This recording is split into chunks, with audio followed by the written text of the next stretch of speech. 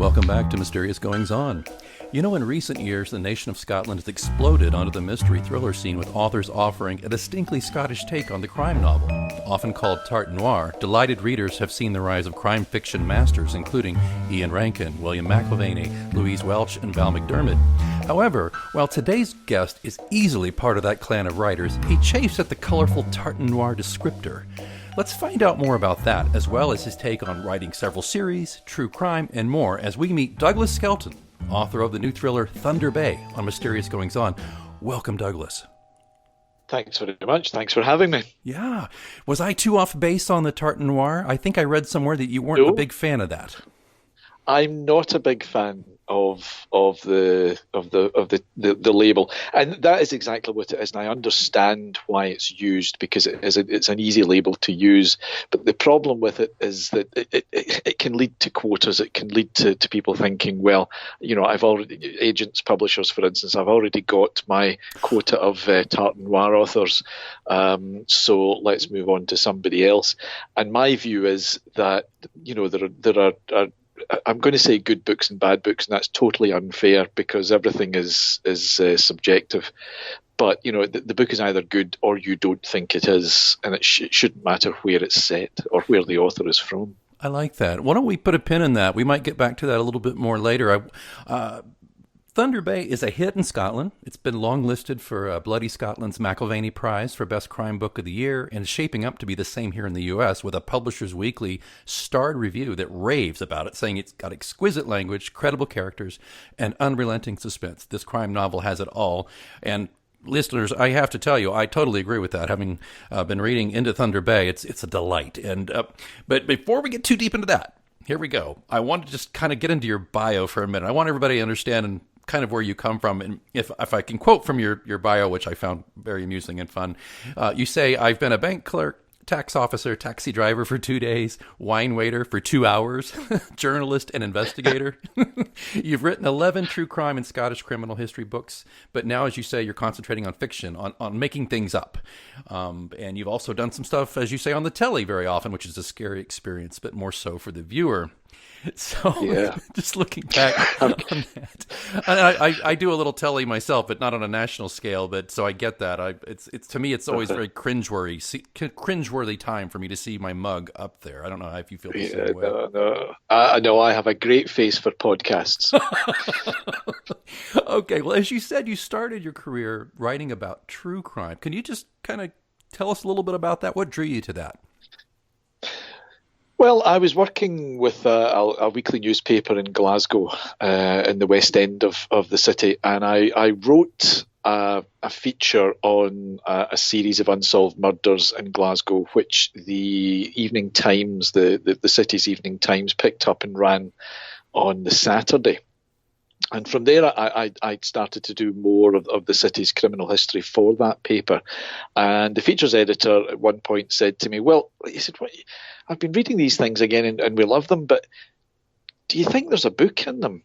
And I hadn't thought about that. And he referred me to Mainstream Publishing in Edinburgh, and they accepted the book within days, basically, of me submitting it, and took it on from there. I was very, very lucky. And the luck continued because the boss of Mainstream, Bill Campbell, would phone me up now and again and say, so what have you got for us next? And I would hastily try and think of something to offer him, which he would then accept.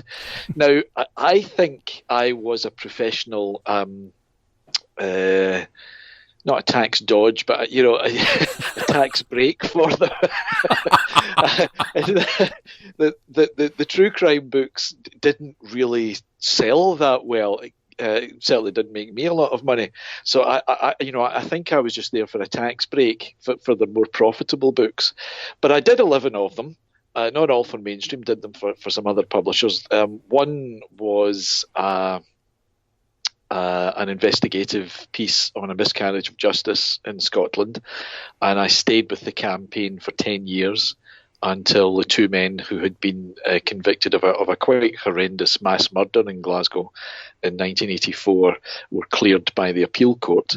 But eventually I got to the stage that I felt guilty turning real life tragedy into what is entertainment. Yeah. The Miscarriage of Justice book aside, the rest of them were designed to be entertaining, and I began to feel guilty. So as I was writing the true crime books, I started to go further back and do more historical crimes, which interested me more than the modern stuff, to be honest. Yeah, and I was a former journalist myself, and you know what always struck me when I've interviewed murderers, I've been into prisons to interview criminals, I've interacted with the criminal justice system in that regard, and just in keeping with what you just said, first of all, usually when I interviewed people who were involved in crimes, the sheer banality of it, first of all. So many of them had such strange personalities that just seemed like a light switch went off, and that's with them, and that was easy for them to do those things. But the other thing too was, it was just overwhelming sadness. So I got to a point where it depressed me too much to really involve myself in crime. So did you find that also that beyond the fact that you didn't really want to profit off of people's misery, but did you find it personally distressing? Yeah, to an extent. It also came later when I was doing investigative work for some Glasgow lawyers, and was actually investigating current crime, as it were, or certainly cases that were coming to court. And you would meet the victims, and you would meet the families of victims. It's not always murder, obviously. It's more petty crime, but there were assaults, and there was and everything has an effect. The ripples do spread out from the initial crime, and you can't help but feel sorry for people. And yes, it did become. It does have an effect. I think you go one way or the other. You either develop the hard outer shell, which doesn't mean that you don't care. It just means that you can deflect the sadness and the tragedy off, still affect you, or you can go the way that you obviously went, and I went to an extent, and that you take it in. And it has an effect on you, and you have to turn your back on it and stop doing what you're doing. And we'll get to this later, but it just strikes me about the scene where your heroine in Thunder Bay, Rachel, is interviewing a woman who obviously her daughter was killed, I believe, and Rachel's inner monologue is about empathy, and but she's still waiting for the money quote from the person she's interviewing so she can get done with the story. Yeah. She knows she's got to do her job. That is her job. It doesn't mean that she doesn't care, but she knows what the media industry wants from her. And throughout the book, she's kicking against that as well, as you know. Yeah. But she does know, and just because she recognises that the quote that the woman finally gives is the money quote, doesn't mean that she doesn't care. Absolutely. It's just interesting. I can't tell you when I read that, though, because as I still technically do a form of journalism here, right? I interview people, and you're always kind of looking, though. It's that second sense of a journalist for the money quote, as we call it, and for that thing that you can hang your hat on with the story. Maybe it's part of the lead, but so when I read that, I just have to tell you, Douglas, I was just like, man, obviously this guy's a journalist. He knows. So, well, so you started kind of feeling a need to move on from there, and if moving along here, you broke into fiction with your Dave McCall series. If I'm not jumping ahead too fast, can you kind of give me the transition idea for that? Yeah,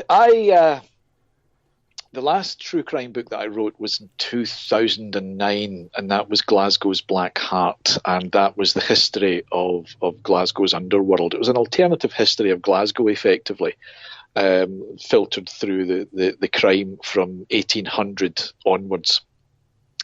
Now, once I'd done that, I'd pretty much exhausted everything that interested me, within the historical crime, and I'd always wanted to write fiction. In fact, there are some police officers in Scotland who say I was writing fiction all along.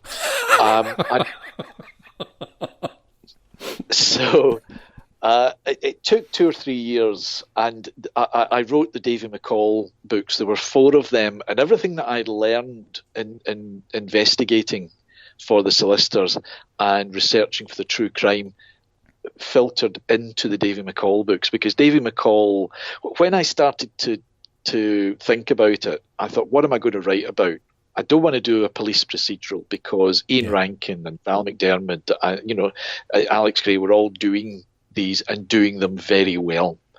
So I thought, I can't add anything to that. What can I do? So I took it from the point of view of the criminals, because I'd met a lot of Glasgow criminals in particular, and had learned a lot about how they think and what their lives were like. So everything I'd learned went into the Davy McCall books. They are all fiction. There is nobody in the Davy McCall books that is based on any actual person, whether it's a criminal or a police officer or a newspaperman. Everybody's fiction. Everything that happens there is fiction, but hopefully there's a reality to the base. They're still thrillers. They're not documentaries, but hopefully there is a reality in the in the underlying atmosphere of it that comes through. Did this initial foray into fiction, did you just pivot off of your current publisher you were working with true crime for that, or did that at least get you entree to a different publisher, or how did that work? No, I found it more difficult to get the fiction accepted. Mainstream, who were predominantly my publishers for the true crime, didn't really do a lot of fiction, and they didn't fancy the Davy McCall book at all. So I might as well admit it. So it took about, I think it was 3 years before I found a publisher, and eventually it was a small publisher in Edinburgh who took it on, and everything just grew from there, really. And you did, about 4 books in the Davy McCall arc, is that right? Did 4 Davy McCalls. Unusually, the final one was written first. Oh. And I was trying to get an agent. I couldn't get an agent for years. I have one now, but I couldn't get one for years. And I was trying to get an agent and a bigger publisher, and somebody was interested in it. And he said, look, I think this is good, but I'm really interested in how all these characters came together. So I went back and wrote the first one, which became Blood City. Oh. And the storyline in the 4 books stretches from 1980 to the year 2000 in the city, and it talks about Davy McCall, who is what we call a hard man here, but there's more to him. The reader knows that there's more to him than that many of the characters in the storylines know, and he really wants to get out. And I'm a big fan of westerns. Oh, me too. And I always say that the Davy McCall books are essentially westerns set in a Glasgow street.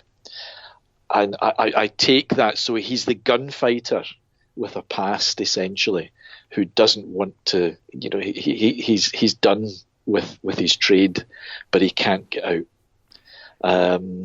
So that was the approach that I took with Davy McCall, even although in the first one he's only 18 years or 21, I think, and he ages over the course of the 4 books up to the year 2000.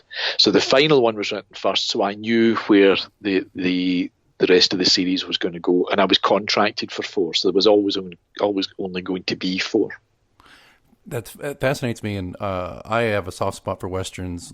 Regular listeners will know that my grandfather, he wrote over 50 years. He wrote over 30 westerns. We were from Oklahoma. I don't know if that rings a bell necessarily with you in Scotland, but in Oklahoma, that was Indian territory, and he was an historian as well. Yes. So, and one of my favorite movies is Rio Bravo, which with the filmmaker John Carpenter turned into how many times did John Carpenter go to that well? And I did this.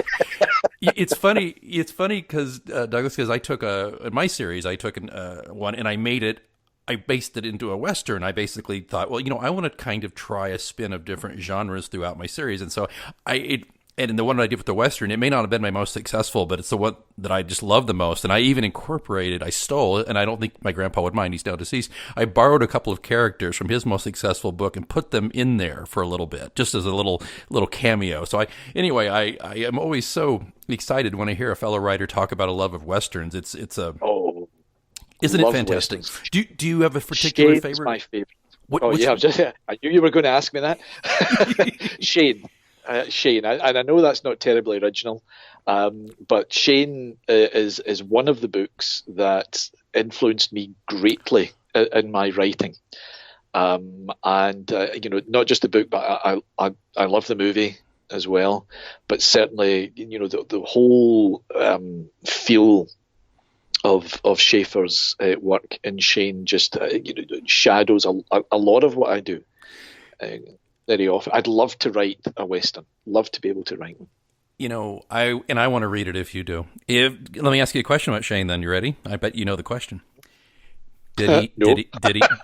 This is kind of a bone of contention amongst a lot of people. At least it is for me. I even memorialized it in one of my books. I said, you can tell a type of person by how they think Shane actually ended. Did Shane live, or did Shane die? It depends the way you want it. He goes up into the mountains. Mm-hmm. He has the call of the faraway hills. Up he goes. Did he die? Was he dead from the beginning? Which is a facet that's explored by Clint Eastwood in both High Plains Drifter and Pale Rider. Pale Rider is very much an unofficial remake of Shane. So was he dead? From the beginning, was he the Angel of Death? So you could say that, but yeah, I don't want to say. I have no idea. I like to think that Shane is still up there. He's still riding up there in those faraway hills. And it's, again, to go back to Davy McCall, if anybody ever reads them and gets to the end, you will see the influence of Shane once again in how the 4 books end. Oh, you have just, I can't believe this. I just get through Thunder Bay and now I've got to get 4 more. My goodness. All right. Fair enough. You talked me into it. You talked me into it. Okay. Well, speaking of that, so let's shift gears a little bit more. So you got through those 4 wonderful Davy McCall books, and then you got into Dominic Quest, correct? Is that the name? Yes. Now, what is that all about? Well, the Davy McCall books were very, very serious. They were humour. I'm a great believer in there's humour everywhere. There was certainly humour in the Davy McCall books, not necessarily from Davy because he didn't say much. Everything was internalised with him. And once I got the end, I thought I really need to have a change of pace. And when I started writing fiction, I gave myself 3 rules. Rule number 1 is I would never have a character with an unusual name. So I came up with Dominic Quest with an E at the end. And rule number 2 is that I wouldn't write a serial killer book. So the second Dominic Quest book is a serial killer book. And rule number 3 was that rules 1 and 2 don't necessarily apply, so I was all right. And so Dominic Quest was a different approach. And because Davy was very much steeped in reality, there were still thrillers, but the real base, I wanted a change of pace. So if I wanted to have a shootout in the middle of a public park in the East End of Glasgow, which is not something that I would do with a Davy McCall book, but I did it with Dominic Quest. And that was the idea. And I started to write the first one, which was called The Dead Don't Boogie, with Raymond Chandler's line about, if you feel your story is slowing down, have 2 guys kick the door in with guns in their hand. Exactly. And that was my rule with writing Dominic Quest. So I wrote this book and I had all these set pieces. I had the shootout in East End Park. I had another shootout in a car park near the Clyde. I had bodies dropping everywhere. I had plot twists. I had characters coming in and out. I had 2 guys kicking the door in with guns in their hand.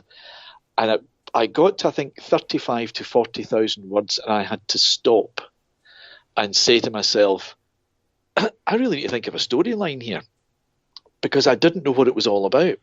I knew what Dominic would be, which is he's a kind of private eye. He doesn't say he's a private eye. He says he's an odd job man.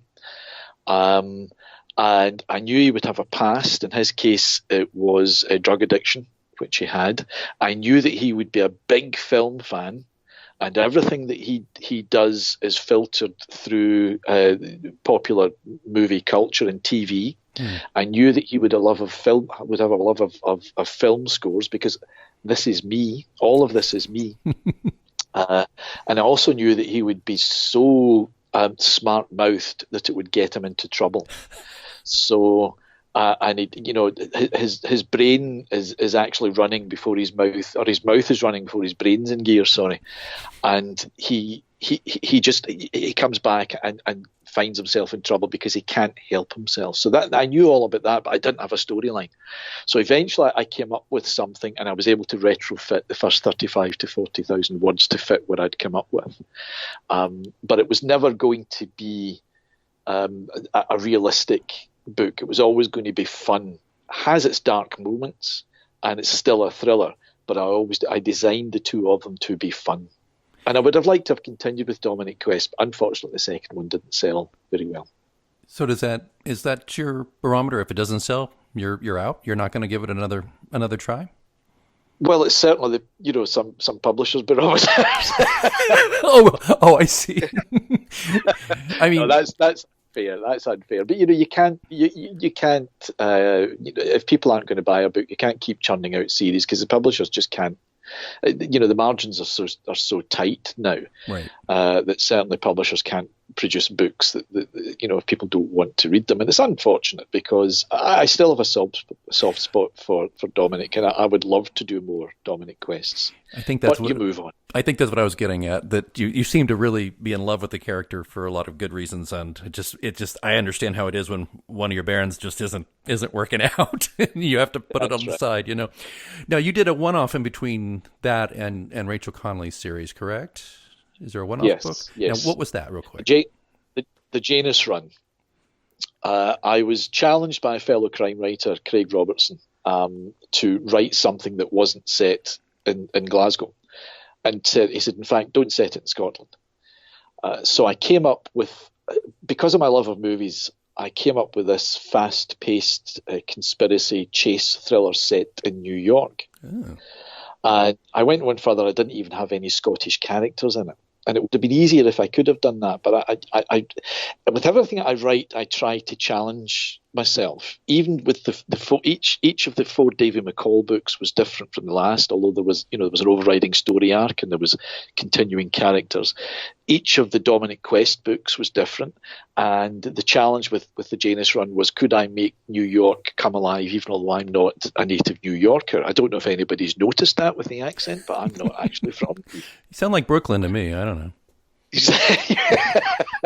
So I did the Janus run, and again it was paying nodding towards the 70s conspiracy thrillers that I like, the Parallax run and 3 Days of the Condor. Oh yeah, the Marathon Man. All of these, it's all in there, although it's set in the present day. And I thoroughly enjoyed writing it. I think I pulled it off. I'm sure native New Yorkers would read it and say, no, he didn't quite. But, I think I'm almost there with it. I am proud of it. I like the book. I did get people from New York to read it, and they picked up a couple of things which were changed. But obviously, it was time to move on again, and time for another challenge. And that's where Rebecca Connolly came in. Yes, and as we get to her, I might have called her Rachel earlier. I apologize, Rebecca, but because I call her Bex, I remember that now. When you mentioned 3 Days of the Condor and Parallax View, see, there's another book by you, and now I have to go read. If those are your influences, my goodness, I'm going to be very poor at the end of this, buying all your books. Well, let me just share a summary, if you don't mind, if you'll suffer through my reading this summary. But this is Thunder Bay. So the summary is, when reporter Rebecca Connolly gets a tip that suspected murderer Roddy Drummond will be returning to the island of Storm, she smells a story. Though never convicted in the death of his girlfriend, and I believe that's Mary, correct? Is that how you pronounce it? It's Vary. It's Vary. Vary, okay. Vary. MH in the Gaelic is pronounced V. Thank you. Okay, 15 years earlier, Drummond is still guilty in the eyes of many islanders, and his return for his mother's funeral is sure to stir up old resentments, and possibly even violence. In addition to following Roddy's story, Rebecca has a personal reason for going to Storm. Her father grew up on the island, but he left when he was young and never returned. His refusal to speak of Storm or say what drove him away raises Rebecca's suspicions and drives her to seek out whatever mystery lurks in her father's past. Defying her editor, Rebecca joins forces with local photographer Chaz Weimark to dig into the mystery surrounding Barry's death, and the unexplained last words, Thunder Bay. Thunder Bay is the name of the secluded spot on the west coast of the island where, according to local lore, the souls of the dead set off into the afterlife. When a string of violent events erupts across the island, Rebecca discovers the power of secrets, and she must decide what to bury and what to bring into the light. Okay. First of all, I don't know who writes your blurbs, if you wrote that or not, but no, that's fantastic. That just pulls it all together really well for me. It's really good. I didn't write it. That's an incredible blurb. I thoroughly love that blurb. I am terrible at writing those for mine. I've been asked to write them, and I'm just like, it's like I want to say everything. Of course, that's what the book is. But so the thing that struck me that I wanted to ask you right off the bat about this, having just gone through your publishing history, what made you shift to a female protagonist? It's the challenge thing again. The whole thing is a challenge. Could I write as a 20-something female? Because again, that the more eagle-eared of your listeners will note that I'm not a female, even although I'm just barely out of my 20s. So, I wonder which photo we should use on the blog post about this one. You let me know, okay, Douglas? I hope you've got Photoshop. But other photo editing applications are available.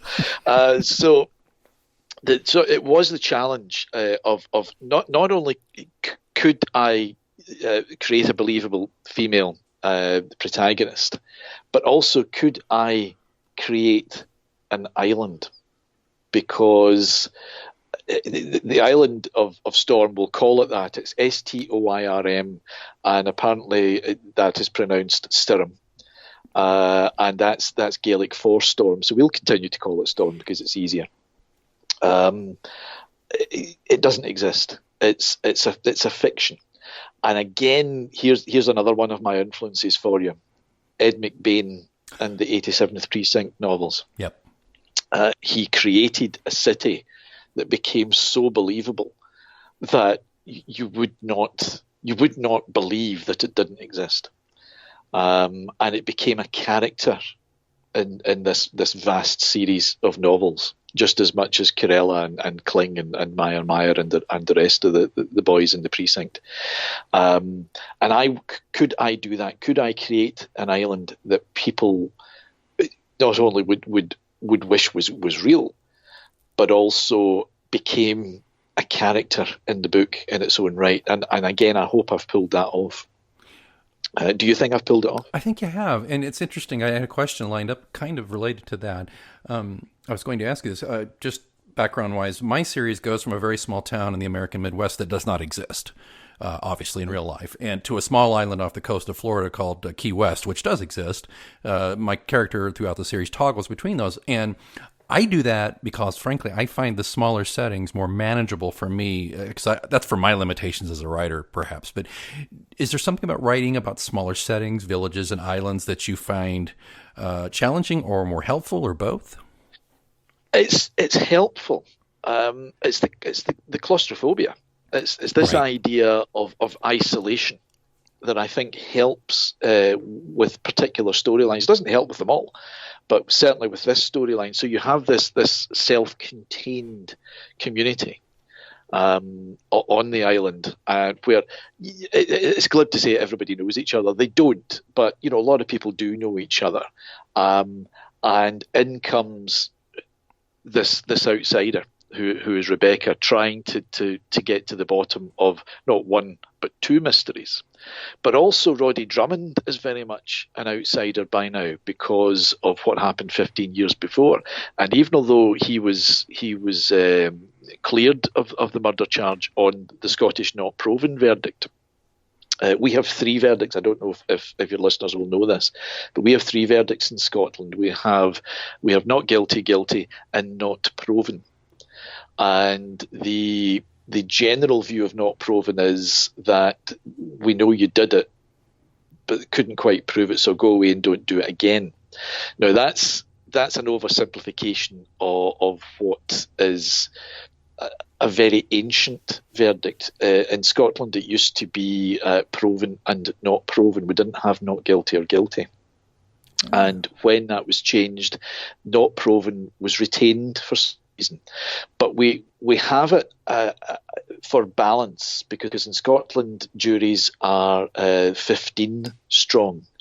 not 12. And somebody can be convicted on a simple majority. So 8 people could think you were guilty or not guilty, and 7 could think the opposite. And you're either convicted or freed. But the not proven gives you another safety valve there for that. So anyway, Roddy Drummond got off on the not proven, and he's returning for the first time in 15 years. So he's very much an outsider coming into this world that he had left. So that's the sort of thing that appealed to me. And again, if I could go back to the Western, it's like the small Western town. Mm-hmm. Right. And the stranger is coming into town. Yep. And uncovering all sorts of things. And I, by the way, my listeners are probably going, Alex, enough about your own series, but I just love to talk to a fellow writer about. But mine started where he came to this tiny town, a small college. Nobody knew him, but everybody knew who he was before he got there. And this happened to me. I went to work at a very small town for a small college years ago, and everybody knew who I was, and it creeped me out because I hadn't met these people. But so I started incorporating little nods to The Prisoner. the Patrick McGowan, right? And be seeing you, and people started saying that. So my character started saying, "Be seeing you." But so when I hear this, so let me ask you a kind of what I guess would be called inappropriately a tactical question. Then, as a writer, that town that I actually was in, that I based my fictional town on, it was so remote at the time. This was 15 years ago. We had no cell service. So I got into a habit of writing this series without cell phones because I think cell phones ruin most mysteries. But how do you feel about that? Was that an aspect of what you were doing here with the island as well, about communication? Or do you disagree about that contention about cell phones? No, I don't disagree. The modern technology really gets in the way of a good mystery book quite often, unless you find a way to make it work for you. It wasn't. It was just a lucky byproduct of setting on an island. I hadn't reasoned that out, that you would have this notion that and I don't. In fact, I'm trying to think back, because remember, Thunder Bay was written 2 or 3 years ago. I don't think anybody actually uses a cell phone. Well, I think I noticed that, actually. That's what I was wondering about. I don't really think there was any cell phone culture to worry about there. So I love that. They would have. I mean, realistically, the islands will have cell reception, so it will be there. I'm going to be. I know I'm aware I'm talking to American audience because we call it mobile. So I beg your pardon. Yes. No, that's all right. It's an American audience. I'll speak American. Yeah, so it didn't really come into my mind. It's just, as I say, it's a lucky byproduct. I think there is somebody uses a cell. There's a road traffic accident, and I think the police officer is using a cell there, but that's about it. But it didn't feature in the storyline. Nobody needed to use one. That's my point. There was no reason for anybody to use one, and I think that's why it didn't come up in my mind. I'm so glad to hear that answer too, because they really, to me, they really are story killers to a degree. So shifting back just for a moment back to Rebecca, did you have any difficulty to your mind writing in the feminine voice? I asked because your previous book, you asked New Yorkers to say, how am I doing on this? Did you have a similar process with writing in the feminine voice? Did you actually ask women to read it and say, does this ring true or no? I didn't ask the question bluntly. I asked people to read the book, and as I always do, we all have our beta readers. And my approach was just, I approached her like I would approach any character. Any writer approaches their characters. It's like a method actor, I think. And, so you get into their heads, whether it's male or female. And so the plus side is that Rebecca doesn't exist. She is completely a figment of my imagination. So I created her. The one thing that I didn't want to do, which apparently is a mistake that male writers can have when writing female characters, is have her admiring herself in the mirror. And this is something that I hadn't thought about it when I did it, but this is something that's been said to me subsequently. You didn't have her, admiring herself in the mirror. So my approach was just with just as with any other character.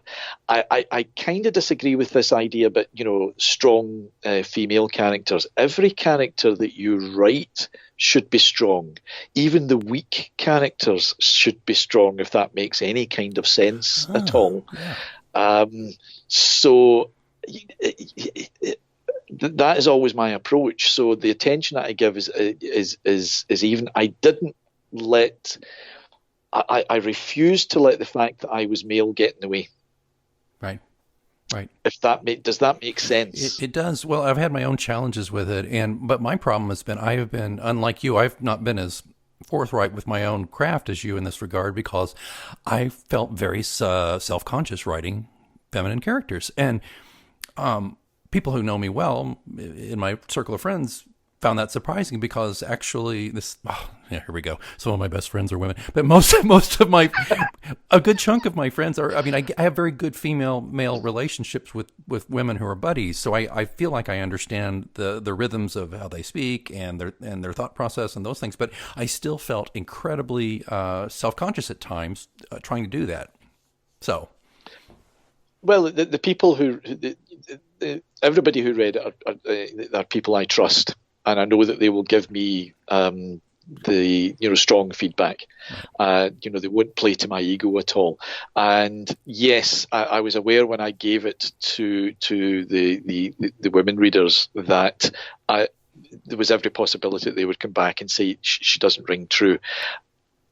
They didn't come back with that. They said that she did. So it's not something that I rationalised too much. Whatever it is I did, I've pulled it off, thankfully, and I'm grateful because I really like Rebecca as a character. Yeah. She's young, but she has darkness in her, and again, I don't want to expand on that. You understand because you've read the book. You know what's happened to her. So she has darkness within her, and in the second book, The Blood is Still. That kind of deepens as well, but she doesn't lose her sense of self. She doesn't lose her sense of purpose. It's all there, and she keeps going. And she also has a sense of humour, which I think is very, very important. It seems a thread with your work that there's a certain black humor that obviously is a companion to you. Is that a fair statement? That how you are? Yes. I dialed it back a bit for Thunder Bay. I've got to say that there's not as much in Thunder Bay, but certainly in the second one there's a bit more, because I felt the characters. I was more comfortable with the characters. I think the characters themselves were more comfortable with each other, and so the humour starts to come out. But it's still, the second one is still is quite a dark read with a lot of light moments. Well, I think that's very innate with former journalists or journalists too. The dark humor. You see so much horror and so much absurdity. The black humor is just a natural part of it.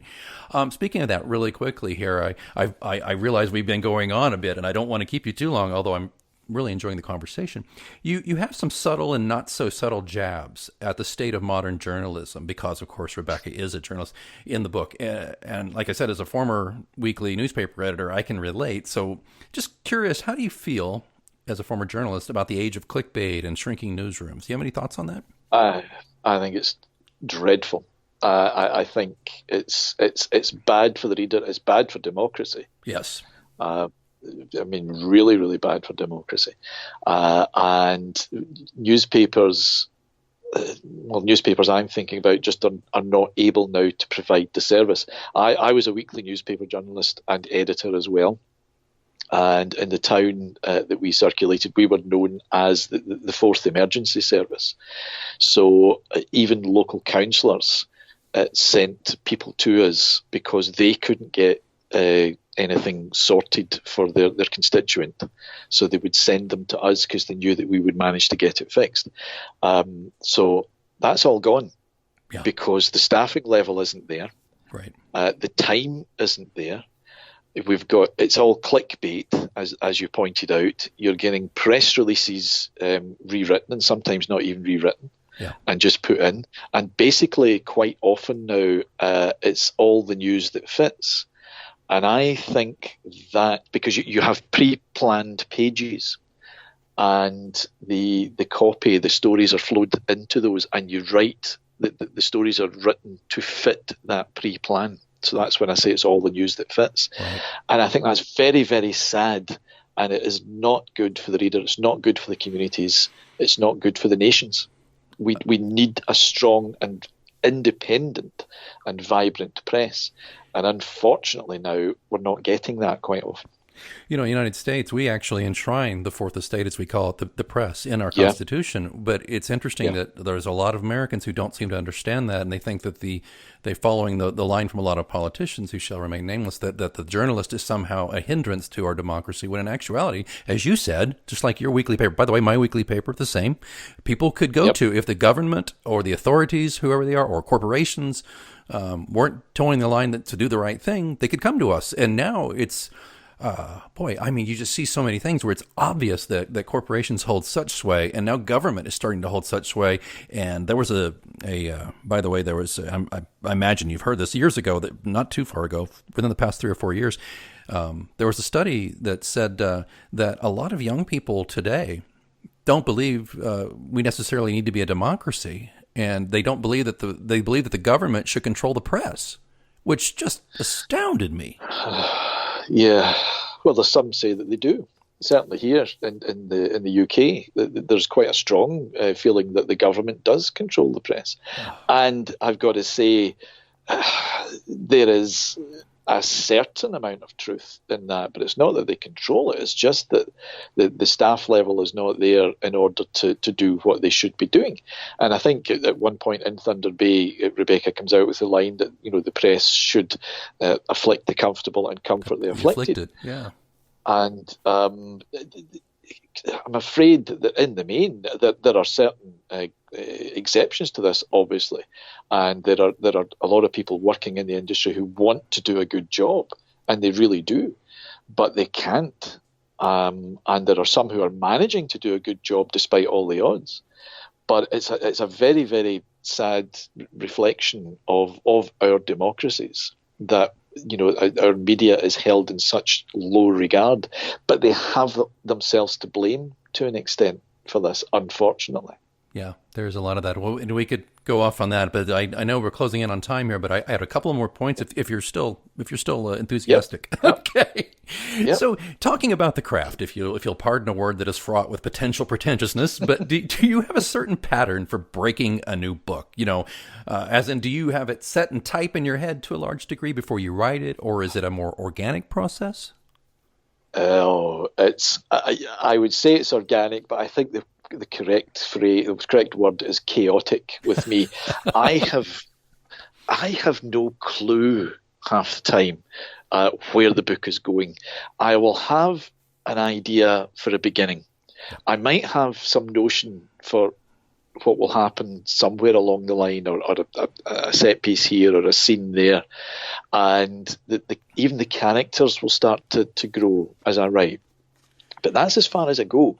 Now, with Thunder Bay, it was unusual in that I had an idea as to how it would end right from the beginning. So I knew what the final scene would be from the beginning. I hadn't decided what the solution would be. I hadn't decided what the answers to these questions would be. And they all grew organically as I wrote. But that's the beauty of having so many drafts, because you can go back and retrofit. If you have an idea on page 215 that needs to be reflected on page 50, it's very easy to go back and fix it. Yeah. Stephen King talks about the boys in the boiler room, I think it is, that he talks about. And I kind of agree with that. And what my theory is that they know where the book is going. They just don't tell me. It's on a need-to-know basis until I come to write that particular bit. Totally. And then they tell me. Same. Absolutely. I don't know if you've heard the plotter versus pantser. You know, oh yes. I just like you. My first book, I knew what the last scene would be exactly, but I had no earthly idea how I'd get there. But after a million drafts, I got there, and I'm with you though. as I tell people who ask me about my work, I just say, well, I like to start with just have interesting characters and put them in mysterious or thrilling or suspenseful situations. But Yes. I find it difficult to go the Agatha Christie route.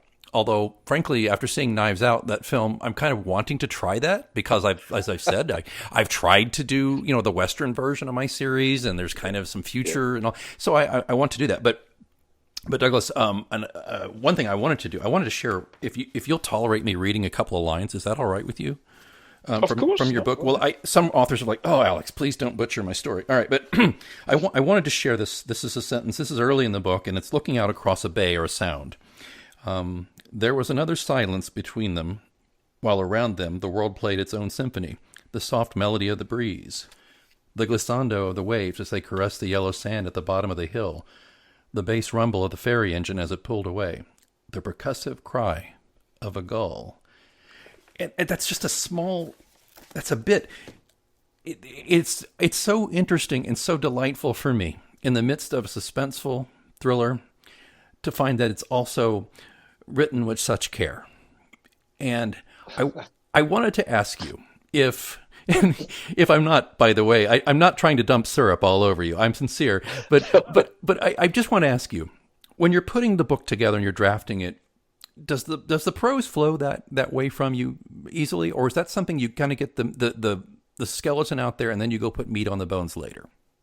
It's mostly the latter. Sometimes a phrase will come into your head fully formed, and down it goes. But that one in particular, again, I'm casting my mind back, was one that I added because I wanted to have this lyrical feel to Thunder Bay, which I continue in the next one as well.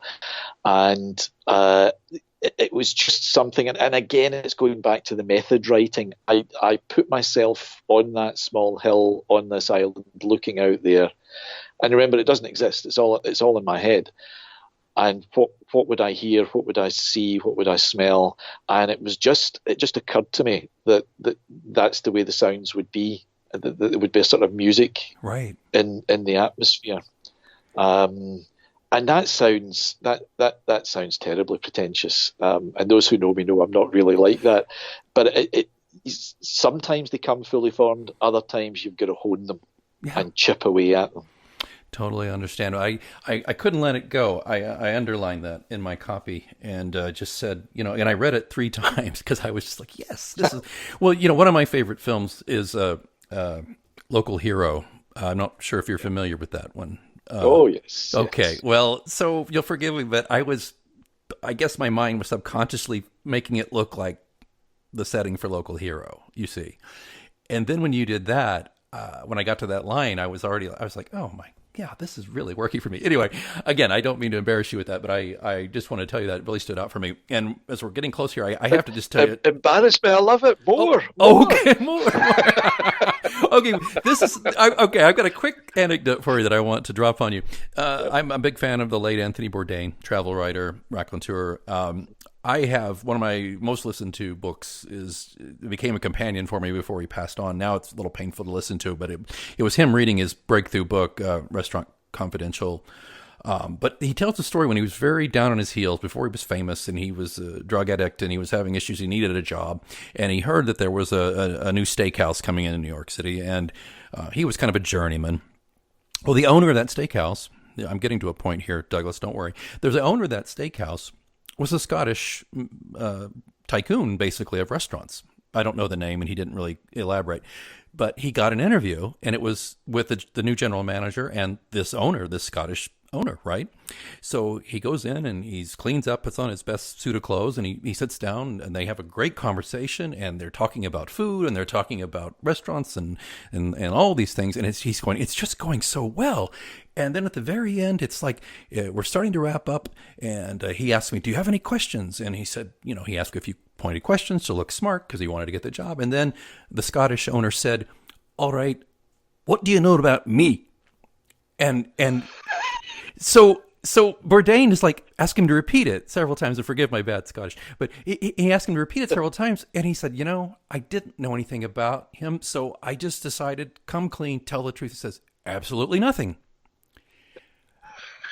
Their face, you already know, don't you? Their faces fell, and they started shuffling papers and said, well, we'll be in touch. Thank you so much. He gets out on the street. He's walking down there. He's going, what did I do wrong? And then he said, oh my God, he didn't say, what do you know about me? He said, what do you know about meat?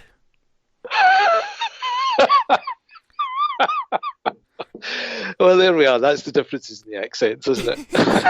The language difference. But the reason, and that's the reason I dropped that was one, I've always wanted to tell that to a Scottish person. But the second one I wanted to get to is there's a point to it, and I'm glad I didn't until I got in the conversation with you. I debated doing that, but you seemed like such a charming, fun guy. I thought I would do that. But so I get to that question because I know you don't particularly, or I'm going to assume you don't write for anybody but yourself and the audience that made you or that is supporting you, which is your home audience.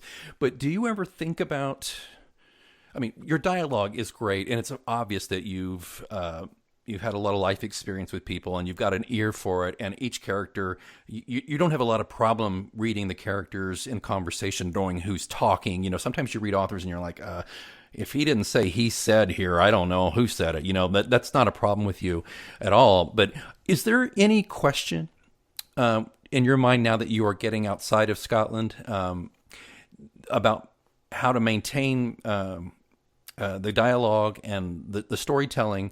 But do you feel yourself needing to, like, I couldn't pronounce a couple of the names already, right? Do you feel a need to dial back on the Scottish dialect and idioms out of fear of it being impenetrable? That was a long question. Sorry. It's a very good question, and I think the answer is to an extent yes, because you don't want to lose the flavour. You want to keep the background. You want to keep the strong background going. But to a certain extent, one of the criticisms I saw of Thunder Bay was from a non-Scottish reader, and it was because there was too much Gaelic in it. Now, I don't have people speaking Gaelic in it, but there are Gaelic phrases because they do speak Gaelic in the Highlands and Islands. Not everybody, but they do speak it. If you go up there, you see that the road signs are both in English and in Gaelic. But they didn't like that. Now, I took that on board, and I thought, well, I'll watch that in future, because the last thing you want to do is lose your reader. Right. And you've got to be aware that not even Scots can be confused by Gaelic because they don't speak it. So yes, it's a very good question, and the short answer, I've given you a long answer just to say yes, I am very much aware of that, and I have dialed it back a bit, but it's still there. Because each book, the idea behind the Rebecca Connolly books is that each one will reflect some aspect either of Scottish history in some way, or mythology. Thunder Bay, it was the mythology of the island and the Highland clearances. When the noble families cleared a lot of their land of the ordinary folk in order to make way for grazing sheep. And a lot of them went across the Atlantic to Canada and America, as you probably know. So the great Scottish diaspora, they call it. Right. So that was Thunder Bay. And the next one, it's the 45, the Bonnie Prince Charlie, the Jacobite Rebellion, and Culloden, which reflects on the modern day crime. So that's the theory. So all of that is there. That's the basis of the plot lines. So I won't be dialing back in